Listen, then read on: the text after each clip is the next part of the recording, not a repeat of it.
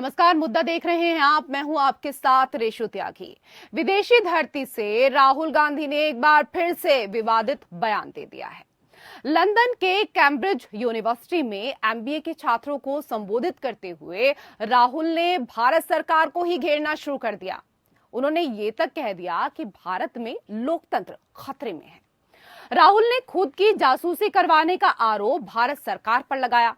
कहा कि अफसरों ने उन्हें फोन पर संभल कर बात करने की सलाह दी थी। ये भी कहा कि भारत की सभी संस्थाएं सरकार के कब्जे में हैं। मीडिया और न्यायालयों पर भी सरकार का नियंत्रण है।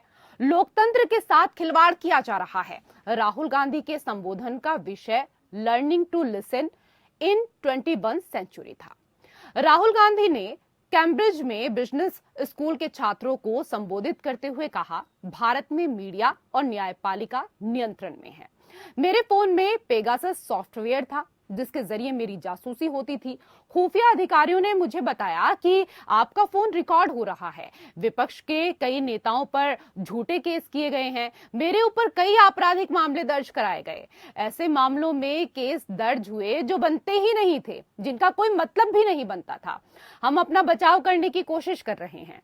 उधर कांग्रेस नेता राहुल गांधी की ओर से कैम्ब्रिज यूनिवर्सिटी में दिए गए बयान पर बीजेपी भड़क गई है। पार्टी के नेता अनुराग ठाकुर ने राहुल के बयान को भारत को बदनाम करने वाला बताया। उन्होंने कहा, कल के नतीजे दिखाते हैं कि कांग्रेस का सुपड़ा एक बार फिर से साफ हुआ है और ये रोने धोने का काम राहुल गांधी एक बार फिर विदेश की धरती पर कर रहे हैं।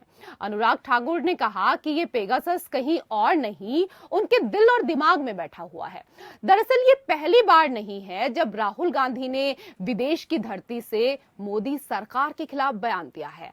राहुल इसके पहले भी लंदन, जर्मनी, अमेरिका समेत कई देशों से भारत सरकार के खिलाफ बयान दे चुके हैं। 2022 में भी कैम्ब्रिज यूनिवर्सिटी में अपने संबोधन के दौरान राहुल ने भारत की तुलना पाकिस्तान से कर दी थी, जिसके बाद खूब विवाद भी हुआ था।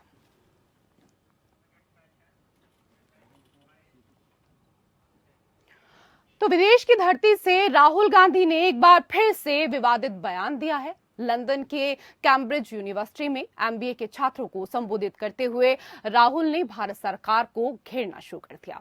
राहुल ने यह तक कह दिया कि भारत में लोकतंत्र खतरे में है। राहुल ने खुद की जासूसी करवाने का आरोप भारत सरकार पर लगाया। कहा कि अफसरों ने उन्हें फोन पर संभल कर बात करने की सलाह दी थी। राहुल गांधी ने कहा, भारत की सभी संस्थाएं सरकार के कब्जे में है। मीडिया और न्यायालयों पर भी सरकार का नियंत्रण है। लोकतंत्र के साथ खिलवाड़ किया जा रहा है। उनके इस बयान के बाद बीजेपी ने राहुल गांधी के खिलाफ मोर्चा खोल दिया है। इसी मुद्दे को लेकर करेंगे हम चर्चा, और चर्चा करने के लिए दो खास मेहमान इस वक्त हमारे साथ मौजूद हैं।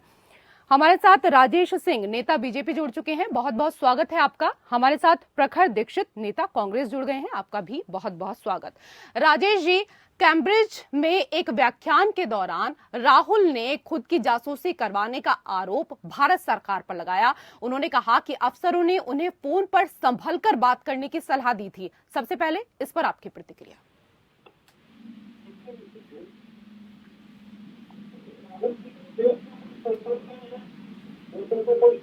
देता है तो जब देश में राहुल जी को कोई सुनता नहीं है तो राहुल जी विदेश चले जाते हैं। भाई, उनको तो भारत को बदनाम करना है ना, भारत के लोकतांत्रिक व्यवस्था को, संवैधानिक व्यवस्था को, भारत को नीचा दिखाना है। अच्छा, सिर्फ यही नहीं करना है राहुल जी को। राहुल जी अभी कुछ दिन पहले पाकिस्तान से भी तुलना कर दिए। अच्छा, तुलना क्यों कर दिए? क्योंकि पूरा विश्व एक मंच से कहता है कि पाकिस्तान में लोकतंत्र नाम की कोई चीज नहीं है। वहां पे जो आर्मी का जो जनरल होता है वही पूरे लोकतंत्र को चलाता है और उसी के कंट्रोल में पूरे पाकिस्तान की सरकार रहती है और वहां की जो व्यवस्था है वो रहती है। तो राहुल जी ये बताना चाहते हैं पूरे दुनिया को कि जिस प्रकार भारत में लोकतांत्रिक व्यवस्था है उसी प्रकार पाकिस्तान में भी लोकतांत्रिक, एक प्रकार से वो पाकिस्तान का वकालत करते हैं कि भारत में जैसा है वैसा पाकिस्तान में, यानी कि भारत के साथ दुश्मनी और पाकिस्तान के साथ दोस्ती। मतलब अब क्या है पाकिस्तान से उनका प्रेम और मोहब्बत कि ये विश्व पटल पे जब पूरी दुनिया पाकिस्तान को एक आतंकवादी देश घोषित करने के चक्कर में पड़ा हुआ है और पाकिस्तान को कहता है कि यहाँ पे लोकतंत्र नहीं है, लोकतांत्रिक व्यवस्था नहीं है, और सारी व्यवस्था आर्मी के हाथ में है, जनरल के हाथ में है, तो ये उसकी पैरवी करते हैं, तो ये पैरवीदार है। ठीक और है, इसी ठीक है एवज में दीक्षित जी, लंदन में ठीक है दीक्षित जी, ये बताइए, कैम्ब्रिज के बारे में तो सभी जानते हैं, कैम्ब्रिज एक अकादमिक संस्थान है, वहां राहुल जी को बिजनेस स्कूल के बच्चों को संबोधित करने के लिए बुलाया गया था, लेकिन उन्होंने जो बातें वहां कही उनका विषय से कोई लेना देना ही नहीं है।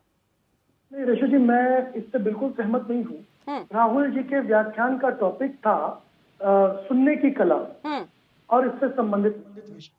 हमारे यहाँ तो एकमात्र ऐसे इलेक्टेड रिप्रेजेंटेटिव प्रधानमंत्री जी हैं जो वन वे कन्वर्सेशन करते हैं मन की बात। बाकी जनता मौन की बात कर रही है और 80 करोड़ लोग सरकार की भीख पर पल रहे हैं, और इसका भी क्रेडिट राजेश जी की पार्टी ले लेती है, क्योंकि शर्मिंदा होने की चीज है। नंबर 2 बात, राहुल जी अगर पाकिस्तान से तुलना करते हैं तो वो फ्रीडम ऑफ स्पीच की बात करते हैं। ये बिल्कुल मुद्दे से जुड़ी हुई बात है, क्योंकि अगर हमारे प्रवक्ता और सीनियर लीडर पवन खेड़ा जी एक हफ्ते पहले स्लिप ऑफ टंग हो जाता है तो 3 प्रदेशों की पुलिस जो आपस में, त्रिपुरा और असम पुलिस आपस में लड़ते हैं, उनके पास और कोई काम नहीं है, हमारे नेता को उठाने के लिए वो दिल्ली पहुंच जाते हैं। तो ये बहुत जो अभिव्यक्ति है, आजादी की अभिव्यक्ति है, उससे बहुत संबंधित मुद्दा था और मुझे लगता है बड़ा समसामयिक मुद्दा था। और इसमें देश में हो रही चीजों इंक्लूडिंग मीडिया, जुडिशरी और बाकी संस्थाएं जो हैं, जैसे कल सुप्रीम कोर्ट का बहुत अच्छा ये आप लोग कैसे तय कर लेते हैं, ये आप लोग कैसे तय कर लेते हैं दीक्षित जी? और जैसा कि हमने कहा यहाँ पर कि जो मुद्दा था वो मुद्दा था 21वीं सदी में सुनना सीखने की कला, इस विषय पर व्याख्यान करना था, लेकिन वहां पर जाकर राहुल गांधी इस तरीके से बर्ताव कर रहे हैं जैसे विपक्ष के नेता हैं। अगर एक सेकंड सर, अगर विदेश की धरती पर किसी को बुलाया जाता है तो वो सिर्फ भारत का नेता होता है, वहां कोई पक्ष या विपक्ष नहीं देखा जाता है। प्रधानमंत्री जी ने जा करके कोविड के बीच में जापान में कहा था कि वो जो गरीब लोग आकर के पैसे लेते हैं अपनी शादियां करने के, इस पर तो कोई मुद्दा नहीं था। क्यों नहीं उठा सर? अगर कोई भी बात करता है हर विषय पर डिबेट होती है, ऐसा नहीं है, लेकिन आप ये बताइए, आप तो पढ़े लिखे हैं ना, जब किसी अकादमिक संस्थान में बोला जाता है या फिर लेक्चर दिया जाता है तो वहां विषय पहले से तय होते हैं। और एक सेकंड, और अपनी बातों के समर्थन में रेफरेंस कोट किया जाता है, ये आपको पता ही होगा, लेकिन राहुल जी ने सिर्फ आरोप लगाने का ही काम किया। जिस मुद्दे पर उनको बुलाया गया था उस मुद्दे पर वो कुछ भी बोलते हुए नजर नहीं आए। राहुल जी ने तो बताया कि 100 लोगों के ऊपर फोन पे पेगासस है, मेरे फोन पे पेगासस है, आपके फोन पे रिशु, मेरे फोन पे पेगासस डाल दिया जाएगा। तो बहुत सारी ऐसी चीजें निकल के आपको पता नहीं है, आपको पता नहीं है क्या ये मामला भी सुप्रीम कोर्ट में चल रहा है? क्या हुआ था इसमें, क्या हुआ था इस मामले में सर, क्या हुआ था इस मामले में? जासूसी के शक में 29 फोन दिए गए थे, जिसमें से 5 फोन में मालवेयर पाया गया था, लेकिन वो पेगासस नहीं था सर।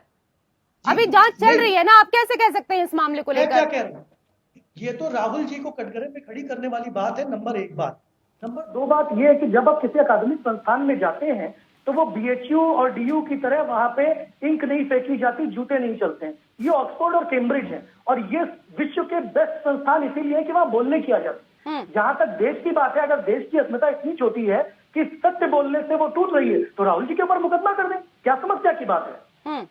मल्टीपल मुकदमे करें, कोई समस्या की बात ही नहीं। राजेश जी, हाँ देखिए रिशु जी, ये पहली मुद्दा नहीं है। ये जो विदेशी प्रेम है और हमारे देश की संस्थाओं और हमारे देश से जो एक घृणा है इन लोगों को, गांधी परिवार को, पहली बार नहीं है। हमारे पूर्व प्रधानमंत्री स्वर्गीय नेहरू जी भाई कश्मीर की समस्या को यूएनओ में लेके चले गए सरदार पटेल को दरकिनार करते हुए, क्योंकि वो उनका प्रेम ही था ना कि सरदार पटेल जी तो चाहते थे कि जैसे हमने हैदराबाद को मिलाया, बाकी जगहों को मिलाया, हम कश्मीर को अपने देश में मिला लेंगे। लेकिन ये उठा कर गए यूएनओ में, क्योंकि विदेशी संस्थाओं पे इनको ज्यादा भरोसा था। अच्छा, दूसरी बात इन्होंने कहा कि न्यायालय भी इनके कंट्रोल में है, तो न्यायालय तो 1951 में सबसे पहले संशोधन किसने किया था? हमारे पूर्व प्रधानमंत्री आदरणीय नेहरू जी ने किया था, न्यायालय पे कंट्रोल उन्होंने किया। अच्छा, इंदिरा जी ने भी इमरजेंसी के दौरान किया, किसको हटाया था उन्होंने? जस्टिस सिन्हा को हटा करके साइड किसने किया था? भाई 1975 अरे में जो इमरजेंसी का सबसे काला दिन जो बातें विदेश की धरती से राहुल गांधी ने की, उसी को लेकर मुद्दा है, उसी को लेकर विवाद है, वही बातें राजेश सिंह आप भी कर रहे हैं। लेकिन दीक्षित जी, आपको नहीं लगता कि कैम्ब्रिज जैसी स्वीकार्यता वाले संस्थान में भाषण देने का अवसर राहुल गांधी अच्छे से बुना सकते थे? वो अपनी दृष्टि से विश्व का ध्यान भावी चुनौतियों पर खींचते, लेकिन उन्होंने ऐसा नहीं किया। ऋषि जी भी हम पूरा जवाब नहीं दे पाए प्रखर जी के सवालों। जी दीक्षित जी, मेरी समझ में जब हमारी आकस्मिक चुनौतियां देश की जो हैं और गणतंत्र की जो हैं वो ज्यादा बड़ी हैं, तो विश्व की चुनौतियों से बात करने की बात तो G20 में मोदी जी कर ही रहे। उसमें राहुल जी क्या बात करेंगे? राहुल जी तो बात बोलने की अभिव्यक्ति पे करके गए थे, सुनने की बात पे करके गए थे, तो मोदी जी सुनते कहाँ है किसी की? खुद अपनी सुनाते रहते हैं। मतलब मोदी जी विश्व स्तर पर भारत को उठाएंगे तो राहुल जी विश्व स्तर पर भारत को गिराने का काम करेंगे, इस तरह की बयानबाजी करेंगे क्या विदेशों के मंचों से? बिल्कुल एक नेता का काम होता है कि जो फॉल्ट लाइन है उनको निकाल करके लेके आना। मेरी समझ में राहुल जी बहुत अच्छा काम कर रहे हैं और ये बहुत अरे उनको अगर मुद्दा उठाना था तो सर यहाँ पर मुद्दा उठाते ना, कैम्ब्रिज में जाकर मुद्दा उठाने की क्या जरूरत पड़ी थी? आप ये बताइए ना, आप ये बताइए कि वो वहां पर एक भारतीय नेता के तौर पर गए थे, विपक्ष के नेता तो संसद में होते हैं ना, यहाँ पर उस मुद्दे को वो उठाते, वहां इस मुद्दे को क्यों उठा रहे हैं वो? आपको नहीं लगता कि इससे भारत की छवि कितनी धूमिल होगी? रेशु जी, दिन रात ये मुद्दा उठाया जा रहा है। जब 80 करोड़ लोगों को अनाज दिया जाता है और पैसे दिए जाते हैं, उससे भारत की छवि धूमिल होती है। जब पत्रकारों को उनकी पत्रकारिता करने के लिए 2-2 साल के लिए जेल में डाल दिया जाता है, मैं सिद्दीक कप्पन की बात कर रहा हूं, तब भारत की छवि खराब होती है। जब विपक्ष के लीडरों को, साकेत गोखले को गुजरात की पुलिस उठा लाती है ट्वीट करने के लिए, तब भारत की छवि खराब होती है। जब आपका विदर्भ और महाराष्ट्र में कपास उगाने वाले किसान आत्महत्या करते हैं, तब देश की छवि खराब होती है। केवल राहुल गांधी जी के एक चीज कह देने से और सत्य कह देने से भारत की छवि खराब नहीं होती। मतलब राहुल गांधी कुछ भी बयान दे दें, राहुल गांधी भारत की तुलना पाकिस्तान से कर दें, उससे आपको लोगों को कोई फर्क नहीं पड़ता है। वो कुछ भी जाकर बोलें विदेश की धरती से, लेकिन आपके लिए राहुल गांधी सर्वोपरि हैं। वो कुछ भी कहेंगे तो बिल्कुल सही है। मुझे लगता है कि इससे अच्छा तो राहुल गांधी को शशि थरूर से सीखना चाहिए, क्योंकि शशि थरूर जब जाते हैं तो भारत के लिए ऐसे बातों की वो जिक्र नहीं करते हैं, वो भी इतने निचले स्तर की राजनीति नहीं करते हैं। मुझे लगता है इस मामले में शशि थरूर से जरूर सीखना चाहिए। दीक्षित जी, राजनीति में पक्ष और विपक्ष की खींचतान चलती रहती है। जो भी सत्ता में होता है वो अपनी शक्ति का दुरुपयोग करता है, लेकिन उसके लिए न्यायिक संस्थाएं हैं, जनमत है। कैम्ब्रिज कोई ऐसा मंच नहीं है जहां देश की सरकार की बुराई की जाए। ये तो जहां मौका मिले वहां दुखड़ा रोना हो गई ना, ये वाली बात तो, कि जहां हमें मौका मिला हम वहीं पर जाकर रोने लगेंगे। रेशु जी, मैं जैसा कि पहले भी कह चुका हूं, कैम्ब्रिज जैसे संस्थान में जब हमें बोलने का मौका दिया जाता है तो केवल टॉपिक डिसाइड स्पीकर के थ्रू किया जाता है। इससे कहीं ज्यादा कंट्रोवर्शियल मुद्दे डिसाइड किए जा चुके हैं, इससे कहीं ज्यादा कंट्रोवर्शियल बातें सफेद लोगों के हकों को लेकर के, काले लोगों को हकों को लेकर के, कास्ट चीजों को लेकर के कैम्ब्रिज में डिस्कस करी जाती है। और वो एक एकेडमिक संस्थान का काम ही यही है कि वो डिबेट स्टार्ट करे, जिसपे हम और आप बात करें, जिससे डिस्कोर्स आगे बढ़े। दूसरी बात यह है कि देश को जहां तक नीचा दिखाने की बात है, लेकिन हमारा मकसद ये तो नहीं होना चाहिए ना कि अगर हमें एक संस्थान में मौका मिला है तो हमें ये चाहिए कि भारत क्या कुछ विकास की नई कीर्तिमान गढ़ रहा है, भारत कैसे आगे बढ़ रहा है, भारत से हम क्या कुछ सीख रहे हैं, ये बच्चों को बताना चाहिए ना। बहुत सारी चीजें हैं बताने के लिए, बहुत सारी चीजें। विपक्ष आप वहां पर नहीं है सर, विपक्ष आप भारत में हैं, वहां आप सिर्फ एक भारत के नेता के तौर पर गए हैं। इस बात को आपको स्वीकार करना चाहिए। 1 घंटे की डिबेट है ऋषु जी, आई एम नॉट श्योर कि राजेश जी ने आपने सुनी है, नहीं सुनी है, मैंने सुनी। उसमें राहुल जी ने और बहुत सी चीजों के ऊपर बात करी है। ये तो केवल शुरू के 5 या 7 ही मिनट की बात ठीक है, लेकिन कहते हैं ना कि आपने एक लाइन भी बोल दी, मुंह से निकल गई तो फिर वो वापस नहीं आती है ना। जैसे तीर से कमान निकल गया तो वो वापस नहीं आ सकता। विपक्ष के लिए विपक्ष को घेरने का काम कर दिया है ना बीजेपी ने, विपक्ष को घेरने का काम कर दिया। और सिर्फ ये राहुल गांधी का ही मुद्दा नहीं रह गया है ना, क्योंकि भारत की छवि का ये मामला है, तो जाहिर सी बात है इसको लेकर प्रश्न तो पूछे जाएंगे आपसे। अगर देश की छवि खराब हो रही है तो देश की छवि खराब हो रही है उन चीजों से कि सरकार ने पहले तो श्रेय लिया कि 100 करोड़ से ऊपर लोगों को डबल डोज लगवा दी। उसके बाद जब सुप्रीम कोर्ट में जाकर के पिटीशन किया कि इससे लोगों को हार्ट अटैक पड़ रहा है, तो सरकार ने कहा कि हमने तो ये फोर्स ही नहीं किया। देश की छवि इस चीज से खराब हो रही है। देश की छवि आप ईडी और यूएपीए लगा करके विपक्ष के सारे लोगों को जेल में बंद कर रहे हैं। देश की छवि इससे खराब हो रही है। देश की छवि आप विपक्ष की सरकारों को, इलेक्टेड सरकारों को गिरा रहे हैं, इससे खराब हो रही है। देश की छवि मीडिया खुद से इस्तेमाल करता है, ऑपरेशन कमला, उसके नामकरण से खराब हो रही है। देश की छवि तो बहुत चीजों से खराब हो रही है। देश की छवि इस चीज से खराब हो रही है कि कल सुप्रीम कोर्ट ने निर्णय दिया कि चीफ जस्टिस ऑफ इंडिया, प्रधानमंत्री और नेता प्रतिपक्ष जो लोकसभा में होगा वो बैठ करके चीफ इलेक्शन कमीशन का अपॉइंटमेंट करेगा। ये सुप्रीम कोर्ट के पास आया ही क्यों? क्योंकि सरकार जो है वो कांग्रेस पार्टी को नेता प्रतिपक्ष बनाना ही नहीं चाहती थी, इसीलिए ये मुद्दा सुप्रीम कोर्ट तक गया। तो 3 या 4 साल बाद सुप्रीम कोर्ट ने उसमें जजमेंट दिया है। तो जहां तक गणतांत्रिक चीजों की बात है, हर फोरम से विपक्ष उसको उठाएगा, वो देश हो, वो विदेश हो, और जो सच है अरे सर, मुद्दा उठाने के लिए कुछ चीजें भी जरूरत होती है। आप मीडिया को लगातार कहते हैं कि भाई मीडिया खतरे में है, या मीडिया पर भी प्रतिबंधियां तरह तरह की लगाई गई हैं, तो ये तो मीडिया का काम है ना। और मीडिया के ऊपर भी तमाम संस्थाएं बैठी हुई हैं जो लगातार देखती हैं कि भाई ऐसा सच में हो रहा है या नहीं हो रहा है। और अगर आपको ऐसा लगता है, आपने कहाँ अध्ययन किया है, कहाँ ऐसी चीजें हैं, तो वो खुलकर आपको बतानी चाहिए। आरोप लगाने से कुछ नहीं होता है सर।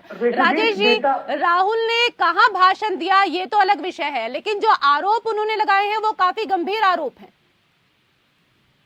हाँ देखिए रिशु जी, भाई हमने पहले भी कहा ना रिशु जी कि पाकिस्तान के साथ इनका प्रेम और इनका संबंध कितना गहरा है कि ये पाकिस्तान की वकालत जाकर के कर रहे हैं। भाई अभी पाकिस्तान और भारत का संबंध का मतलब रिशु जी समझिए, इसमें बहुत गंभीरता है। ये छोटा मोटा प्रश्न नहीं है, छोटी मोटी बात नहीं है।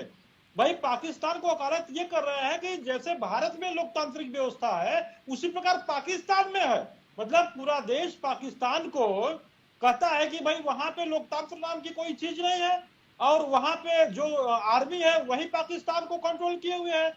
तो एक तो उनकी वकालत कर, दूसरी बात ये जब चाहते हैं जब भारत की छवि को धूमिल करने का एक प्रयास करते हैं, भारत को नीचा दिखाने का प्रयास करते हैं, और विदेशी धरती पे जाके, क्योंकि देश में इनको कोई सुनने वाला नहीं है, देश के लोग तो इनको समझ गए हैं, इनके षड्यंत्र को। जब हमारे सैनिक सीमा पर 2-2 हाथ चाइना से करते हैं तो जाकर के उनके राजदूत से मिलकर के ये जो जाकर के उनके साथ मीटिंग करते हैं, अपने जो देश की सब खुफिया रिपोर्ट है उनको सौंपते हैं। और अगर कुछ करते हैं तो उसके लिए भी कांग्रेस को सबूत चाहिए। सर्जिकल स्ट्राइक हुआ है या नहीं हुआ है, हम कैसे माने भाई कि हमको तो सबूत चाहिए। तो कहां तक इस तरह की चीजें आप वो भी विदेशी मंचों पर जाकर बोलते रहेंगे? दीक्षित जी, अगर कोई ऐसी चीजें बोलते हैं तो उनको स्वीकार भी आपको करना चाहिए कि हाँ भाई चलो ठीक है, हमारे मुंह से कोई बात निकल गई है, हमसे गलती हो गई है, लेकिन आप उसको स्वीकार नहीं करेंगे, आप उन्हीं चीजों में हाँ मिलाते रहते हैं। राजेश जी, एक तरफ भारत सरकार G20 की अध्यक्षता कर रही है, भारत खुद को विश्व लीडर के तौर पर पेश कर रहा है, ऐसे में राहुल के बयान से क्या फर्क पड़ेगा? नहीं देखिए, राहुल को न तो देश में कोई सीरियस लेता है न विदेश में। हाँ एक छवि मुझे एक बहुत समस्या है, मोदी जी को सीरियस नहीं लेता है, तभी उठा करके मोदी जी का स्टेटमेंट नहीं हो पा रहा है G20 में मोदी जी का क्या चल रहा है? कुछ नहीं, आप ही बोल लीजिए। देखिए राजेश जी, आप ऐसी बात कैसे कर सकते हैं? आप बोलने दीजिए राजेश जी। अभी आपने देखा कि रशिया और यूक्रेन का युद्ध हो रहा था, रशिया भी यूक्रेन भी दोनों मोदी जी की तरफ देख रहे थे। तो आज भारत वैश्विक स्तर पे अपनी एक पहचान बना चुका है। पूरी दुनिया शांति व्यवस्था के लिए, वैश्विक शांति के लिए भारत की ओर देख रहा है, मोदी जी की ओर देख रहा है। भारत पूरी दुनिया के लिए बहुत ही शक्तिशाली और सशक्त बनता जा रहा है, और पूरा दुनिया जानता है कि पूरे विश्व में वैश्विक स्तर पर अगर कोई शांति ला सकता है तो भारत ही है। उसकी अगुवाई आदरणीय प्रधानमंत्री मोदी जी कर रहे हैं। तो भारत विश्व गुरु बनने की ओर अक्सर G20 शिखर सम्मेलन की अध्यक्षता कर रहा है। ऐसे में इन लोगों को डाइजेस्ट नहीं हो रहा है रिशु जी, कांग्रेस वालों को ये चीजें हजम नहीं हो रही है कि अरे अभी तक तो हम पीछे चल रहे हैं। समय का अभाव है, चलते आखिरी सवाल। दीक्षित जी, राहुल गांधी ने इतनी मेहनत की, भारत जोड़ो यात्रा के माध्यम से देश में उनकी स्वीकार्यता बढ़ी और आलोचनाएं कम हुई थी। उन्होंने अपनी आलोचना का नया मौका रच दिया, आपको नहीं लगता? मैं 2 बात बोलूंगा। नंबर 1 बात तो G20 की जो सदस्यता है वो कांग्रेस ने भारत को दिलवाई। और अध्यक्षता की जहां तक बात है तो वो रोटेशन से होती है। आज नहीं कल भारत के पास अध्यक्षता आती है। मैक्सिको, ब्राजील जैसे छोटे देशों को भी अध्यक्षता मिली है। जो डंका पिटवाने की आदत है ये बीजेपी को बंद कर देनी चाहिए, इससे देश का उपहास होता है। नंबर 2 बात जो आपने बात कही, नेता प्रतिपक्ष के तौर पे राहुल गांधी को बिल्कुल चिंता नहीं है अपनी छवि की। वो निंदा करते रहे सरकार की, जो गलत चीजें हैं सरकार का समर्थन करते रहे, जो सही चीजें हैं हमने पूरे कोविड में सरकार की पूरी तरीके से समर्थन ठीक है। आप भी पूरा राहुल गांधी का समर्थन करते हुए नजर आ रहे हैं। उन्होंने क्या कहा क्या नहीं कहा इससे आपको कुछ लेना देना नहीं है। हमारे नेता हैं, जैसा कहेंगे हम वैसा ही उनके हाँ में हाँ मिलाएंगे, क्योंकि बॉस इज ऑलवेज राइट। बहुत बहुत शुक्रिया हमारे साथ इस चर्चा में जुड़ने के लिए, और मुद्दा में फिलहाल इतना ही। नमस्कार।